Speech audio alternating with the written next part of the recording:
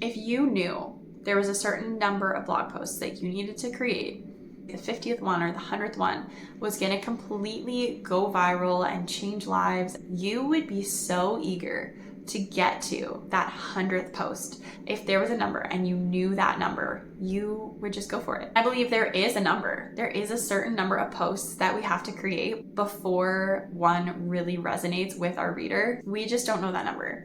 Hello and welcome back to my channel. My name is Michaela and I talk about all things motherhood, how to not just survive it, but actually enjoy it.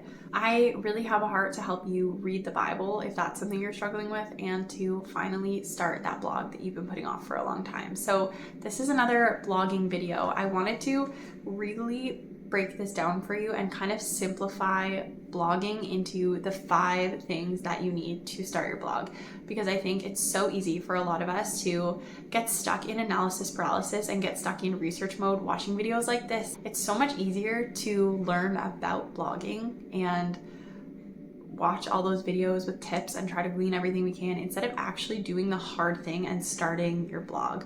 So today, like I said, I just want to simplify it as much as possible, remove all those barriers, and help you just finally start. Before we get into it, I want to tell you about a resource I've created. I know we can all struggle to come up with ideas sometimes, so I've created a list of 100 blog post ideas for Christian mommy bloggers. Whether you decide to write some of the posts on that list or just use it as inspiration for your own post ideas, I think you will enjoy that. You can head to the link in the description. So the first and most important thing that you need to start your blog is the right mindset.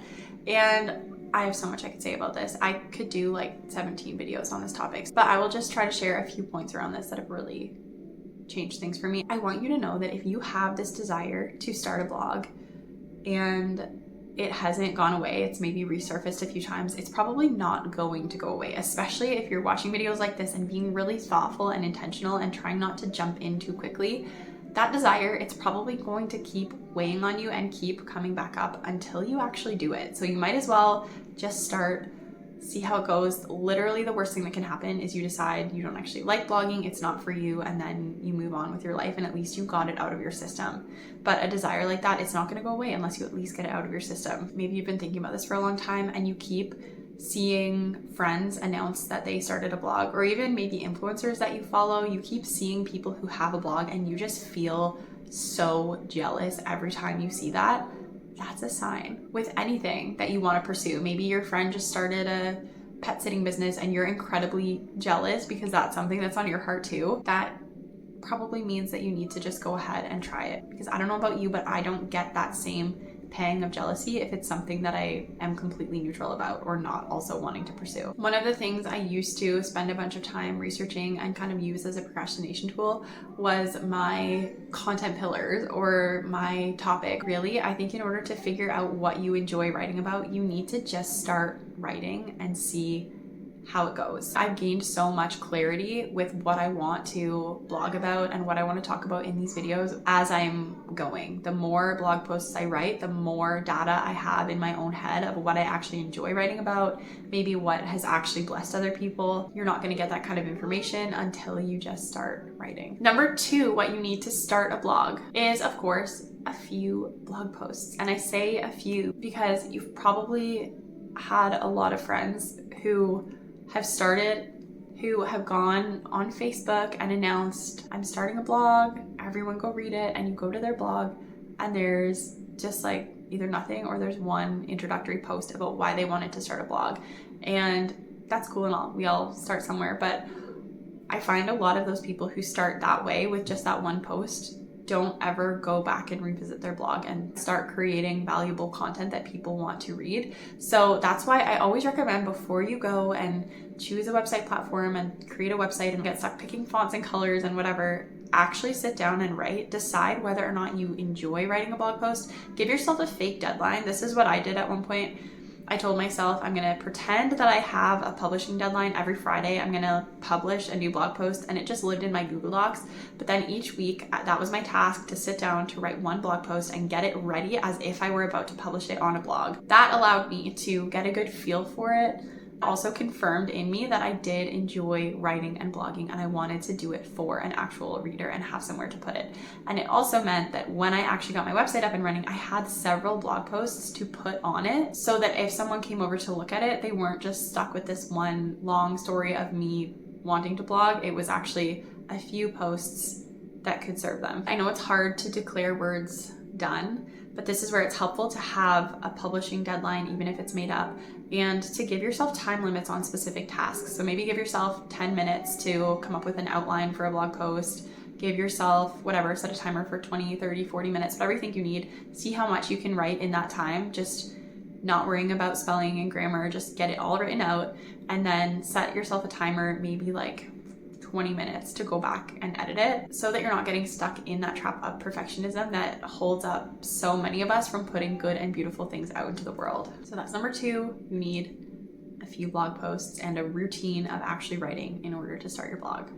Number 3, of course, you do need that hosting platform. And honestly, you can go back and forth about pros and cons and whatever for so long. This decision alone could cause years of stalling on starting your blog. So I always recommend just starting with whatever platform is going to make you start. Yes, we will probably all eventually switch to WordPress. My blog is not on WordPress, it's on Squarespace. And yeah, sometimes I kick myself for not just starting on WordPress. The best platform is the one that you are actually going to use and put out into the world. Just don't overthink it. Pick something. You could use the timer trick with this too. Set a 5-minute timer, and by the time it goes off, you have to pick a platform and just go for it. I always tell myself, this is like maybe fantasy, but it helps me in my brain. I always just tell myself that one day I can switch platforms if I want to, and maybe at that point I will be making tons of money from my blog and someone else can switch all my content over anyways. So that helps me just feel peace about blogging where I'm at and not overthinking it. Number 4, you are going to need a way to promote your blog. So that could mean going on Facebook and telling your friends and family. That could mean Instagram or TikTok or whatever. I find personally, I don't like those forms of social media because people aren't always willing to click through to a link and go read your website. They typically just want to stay on that app and kind of have things spoon fed to them.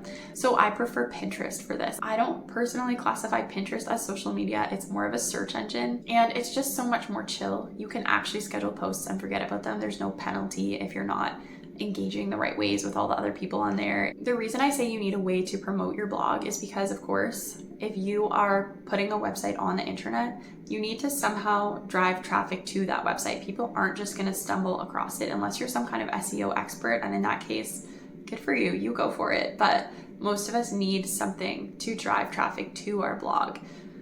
And if you are also interested in blogging without social media, I highly recommend checking out the podcast Writing Off Social. They talk about all kinds of stuff, even promoting your blog at in-person events and stuff like that. So there are so many options for those of us who don't want to use Instagram and Facebook or TikTok or whatever it is that you are on. And then number 5, the last thing for today that you need to actually just get started is consistency. And this is kind of another mindset thing. You need that rhythm of not only writing, but that rhythm of posting and putting things out in the world and promoting it. Honestly, this might be the hardest step because it's so hard, especially in the beginning when you feel like nobody is watching or reading, to actually create things and put them out in the world. It's hard to keep doing that when you feel like nobody cares and you're not actually serving anyone. The way I look at it is that the more you have out there, the higher the chances that somebody will come across it and that you will actually bless someone with the content that you're creating. So here's a thought that really helps me in this area.